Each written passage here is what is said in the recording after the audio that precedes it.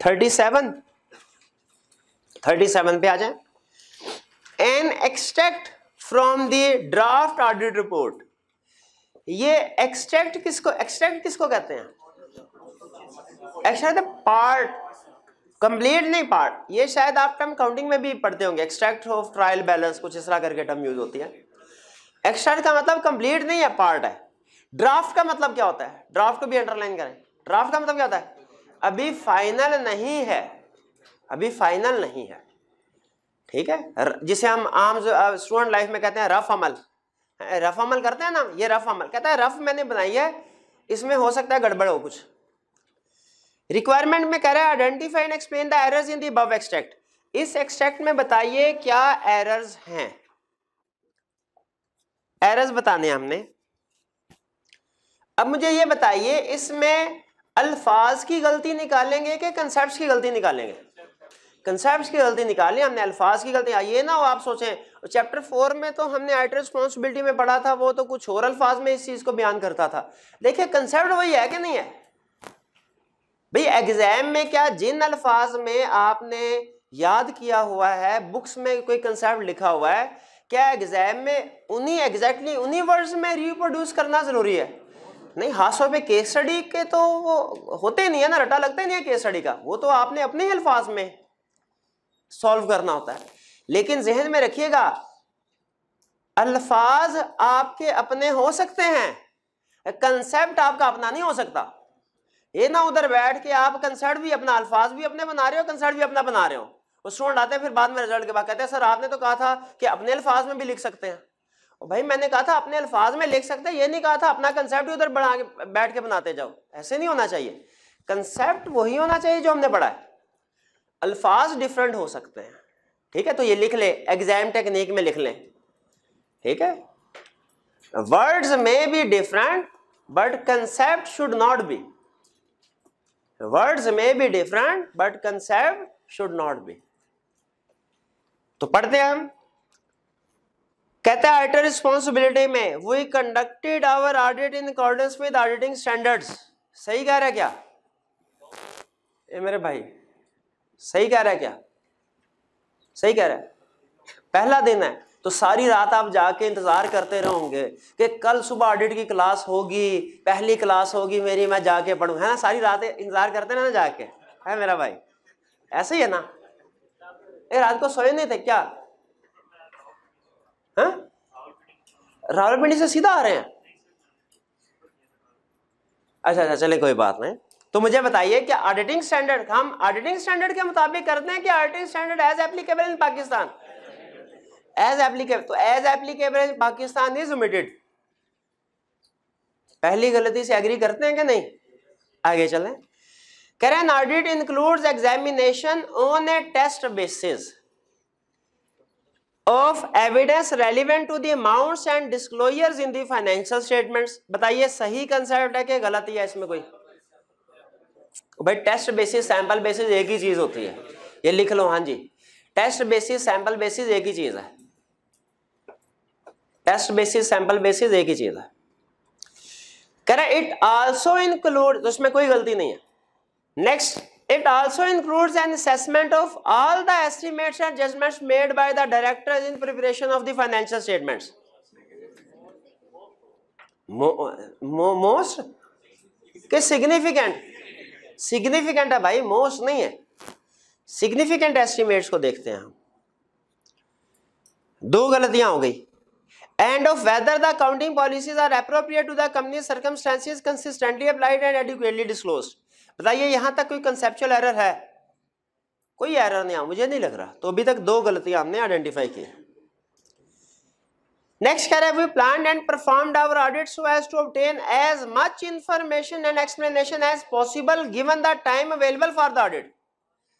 कहते हैं हमने ऐसे ऑडिट प्लान किया कि जितना टाइम है उस हिसाब से ज्यादा इंफॉर्मेशन ऑब्टेन कर ले। भाई हम टाइम के लिहाज से नहीं, ऑडिट के लिहाज से सारी नेसेसरी इंफॉर्मेशन ऑब्टेन करते हैं। हमने तो ये पढ़ा था ना, to obtain necessary information for the purpose of our audit.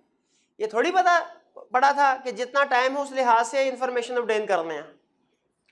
Information और एविडेंस टाइम के लिहाज से ऑब्टेन करते हैं कि ऑडिट के लिहाज से जो नेसेसरी हो। यही रिपोर्ट में पढ़ा था ना। तो यहां पे कह रहा है टाइम के लिहाज से, हम टाइम के लिहाज से प्रोसीजर, टाइम के लिहाज से एविडेंस नहीं ऑब्टेन करते। फिर we confirm that the financial statements are free from material misstatement whether caused by fraud or other irregularity or error. कोई प्रॉब्लम है? कोई प्रॉब्लम है? प्रॉब्लम क्या प्रॉब्लम है? कंफर्म का लफ्ज प्रॉब्लम है। याद रखे ऑडिटर कोई भी चीज कंफर्म नहीं करता, सर्टिफाई नहीं करता, गारंटी नहीं देता, गारंटी नहीं देता। इस सीफैब का किसी तरह का क्वेश्चन था, उसमें उसने लफ्ज इस्तेमाल किए हुए थे। क्या कह रहा था? कह रहा था we conclusively verified this amount, और उन्हें नहीं पता चल सका था इसमें क्या गलती है। आप बताइए क्या गलती है? एविडेंस कंक्लूसिव तो होता ही नहीं हमारा, हम कंक्लूसिव एविडेंस तो ऑब्टेन ही नहीं करते। तो यहाँ पे कंक्लूसिव, तो उसी तरह कंक्लूसिव एविडेंस की तरह हम किसी चीज को कंफर्म नहीं करते, सर्टिफाई नहीं करते, गारंटी नहीं देते। भाई ये गलती क्लियर हो गई। कितनी गलती होगी हमारी? 4 हो गई। आगे क्या कह रहा है? The directors however are wholly responsible for the accuracy of financial statements. यहां तक बताइए कोई गलती है कि नहीं जी? आइटी रिस्पॉन्सिबिलिटी में डायरेक्टर की बात कर रहा है, शाबाश। ये इधर थोड़ी आएगा, ये तो मैनेजमेंट की रिस्पॉन्सिबिलिटी में जाएगा। प्लेसमेंट गलत है इसकी। फिर इसके बाद कह रहे हैं no liability for errors can be accepted by the auditor. Auditor कोई रिस्पॉन्सिबिलिटी किसी किस्म की एरर की एक्सेप्ट नहीं करता। बताइए क्या ऑडिटर की कोई रिस्पॉन्सिबिलिटी नहीं होती है? Auditor is responsible to obtain reasonable assurance. Absolute ना सही, रीजनेबल सही, लेकिन रिस्पॉन्सिबल तो है। Whether financial statement free from material misstatement, all misstatement ना सही, मटेरियली सही, रिस्पॉन्सिबल तो है। तो ये बात भी गलत कर रहा है ना कि ऑडिटर की रिस्पॉन्सिबिलिटी है, लेकिन 2 चीजों को सामने रख के रिस्पॉन्सिबिलिटी डिसाइड होती है। मिसस्टेटमेंट मटेरियल होनी चाहिए और रीजनेबल एश्योरेंस, मटेरियलिटी पे और रीजनेबल एश्योरेंस पे। कह रहे हैं next, in forming our opinion we also evaluated the overall adequacy of presentation of information in companies annual report. बताइए क्या सारी की सारी एनुअल रिपोर्ट हम चेक करते हैं? तो सारी थोड़ी चेक करते हैं, हम तो सिर्फ फाइनेंशियल स्टेटमेंट्स को चेक करते हैं। फाइनेंशियल स्टेटमेंट्स पे ओपिनियन देते हैं और किसी चीज पे ओपिनियन नहीं देते। भाई क्लियर हुआ? किसी 7 गलतियां होगी या 5 आइडेंटिफाई करनी थी, एक के 2-2 मार्क्स थे। आई कैप मार्क्स कम देता है एरर्स के, एसीसीए वाले मार्क्स ज्यादा देते हैं।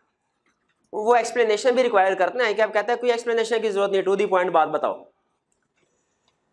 37 में कोई प्रॉब्लम, एरर समझ आ गए सारे? चलिए इसके बाद नेक्स्ट क्वेश्चन है हमारा 36। तो ये तो क्वेश्चन आपसे प्रोबेबली इजीली अटेम्प्ट हो गया होगा। ये कंसेप्चुअल क्वेश्चन था जिसमें आपने एरर्स आइडेंटिफाई करने थे, तो आपने कर लिए। सबसे पहली गलती क्या थी भला? क्वेश्चन 36 में वी हैव रिव्यूड, इसके बजाय क्या आना चाहिए था? ऑडिटेड। और फिर देखें फाइनेंशियल स्टेटमेंट का लफ्ज यूज किया उसने। मैंने कहा भाई बताओ, नाम लिखो यहाँ पे, income statement of financial position, statement of comprehensive income, और फिर आगे दूसरी चीजें कैश फ्लो स्टेटमेंट। अच्छा, एक स्टूडेंट कहने लगा सर इसमें टाइटल और एड्रेस भी तो नहीं है, आपने वो एरर्स आइडेंटिफाई नहीं किए। हाँ, मैंने कहा भैया ये एक्सट्रैक्ट का मतलब यही होता है कि रिपोर्ट के कुछ हिस्से प्रेजेंट किए गए हैं, कुछ हिस्से प्रेजेंट नहीं किए गए। जो हिस्सा प्रेजेंट नहीं किया गया उसके ऊपर कमेंट नहीं करना। ये कंप्लीट रिपोर्ट नहीं है। कंप्लीट रिपोर्ट क्वेश्चन 38 में है। अगर कंप्लीट ऑडिट रिपोर्ट देखना चाह रहे हो, उसमें से गलतियां निकालना चाह रहे हैं, एक्सट्रैक्ट में नहीं, कंप्लीट, तो उसके लिए क्वेश्चन 38 है जी। मैनेजमेंट रिस्पॉन्सिबिलिटी में क्या कह रहे हैं? मैनेजमेंट की रिस्पॉन्सिबिलिटी ठीक है क्यों? वो कह रहा भाई ओपिनियन देना, तुम्हारी कहां से रिस्पॉन्सिबिलिटी आ गई? अगर ओपिनियन तुमने देना है तो ऑडिटर ने क्या करना है? और वो कहने लगे ऑडिटर ने फाइनेंशियल स्टेटमेंट प्रिपेयर करनी है। मैंने कहा शाबाश, तो सही कह रहा है गलत कह रहा है? दोनों कंसेप्ट गलत है। ठीक है, बोले क्या?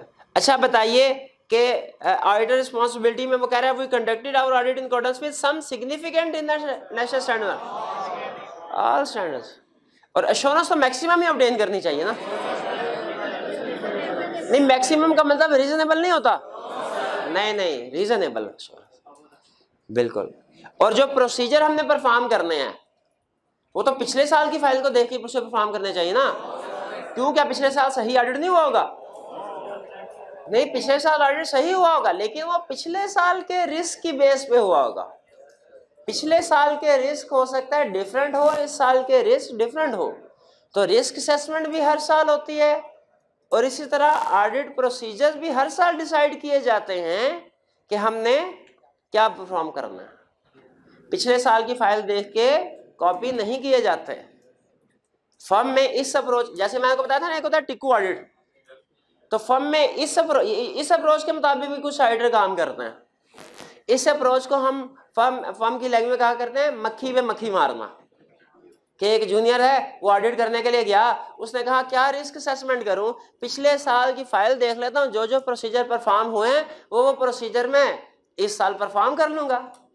फाइल खोली उसने, कुछ सफ़े जो भी प्रोसीजर थे कॉपी किए, अगले सफ़े पहुंचा तो देखा चाय का कप का गोल निशान लगा हुआ था। हालांकि वो बेचारा चाय पीता नहीं था, लेकिन चूंकि उसने पिछले साल के वर्किंग पेपर के मुताबिक प्रोसीजर परफॉर्म करने थे तो उसे चाय का कप पीना पड़ा और वर्किंग पेपर ऐसे करते हैं ना हम, कभी किताब पे रख देते हैं, वो गोलदारा बन जाता है। 2 सफ़े आगे पहुंचा तो अगला प्रोसीजर जब देखने था, क्या देखा, वहां मक्खी मरी हुई थी। फिर आगे आप खुद समझदार है उसने क्या किया। तो इस अप्रोच को क्या कहते हैं हम, मक्खी पे मक्खी मारना। ये अप्रोच कभी कभी यूज होती है फर्म में, लेकिन गलत है। ठीक है, चलिए एंड पे वो कह रहा है कि जी हमने तो सिर्फ हमने इंटरनल कंट्रोल की इफेक्टिवनेस पे भी ओपिनियन देना है। पाकिस्तान में नहीं होता ऐसे।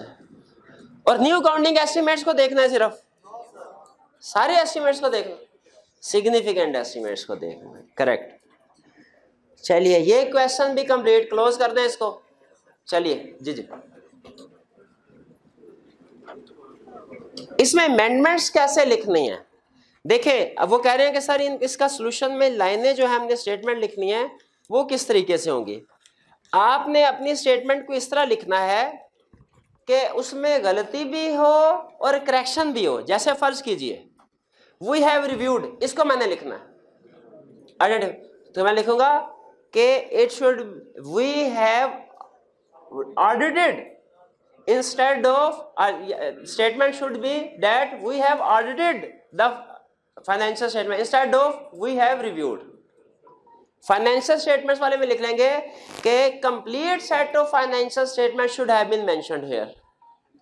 आगे लिखेंगे एक्सप्रेस एन ओपिनियन में management responsibilities to prepare financial statement not to express an opinion. सही भी दे रहा हूं गलत भी दे रहा हूं। ऑडिटर वाले में auditor responsibilities to express an opinion, not to prepare financial statement. Then we conducted our audit in accordance with some significant. We conducted audit in accordance with all ISAs, by complying with all ISAs, not with significant ISAs.